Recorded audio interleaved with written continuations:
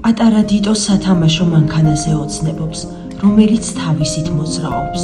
მისი პატარა და ანა ყვავილებიან წიგნზე და მარკერებზე ოცნებობს, რომ მზე დახატოს, მაგრამ მათი ბავშვობა ქოხში გადის, სადაც არც სინათლეა, არც სითბო, ნორმალური სათამაშოებიც კი არ არის.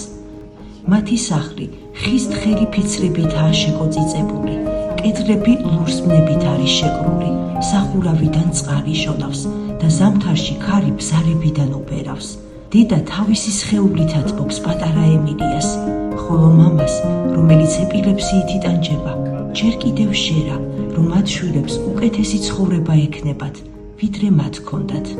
ამ ოჯახს მხოლოდ რწმენა აქვს და ოცნება. ერთი თბილი სვიტერი, ერთი სათამაშო, ყვავილების ერთი წიგნი. ზოგჯერ სწორედ ასეთი პატარა სასწაულებიდან იბადება იმედი. იქნებ თქვენაც უკოთ ესმათ და დაუბრუნოთ ბავშვობა. გადარიცხეთ ნებისმიერი თანხა ჩერნოვეცკის ფონდის ოფიციალური საიტის მეშვეობით.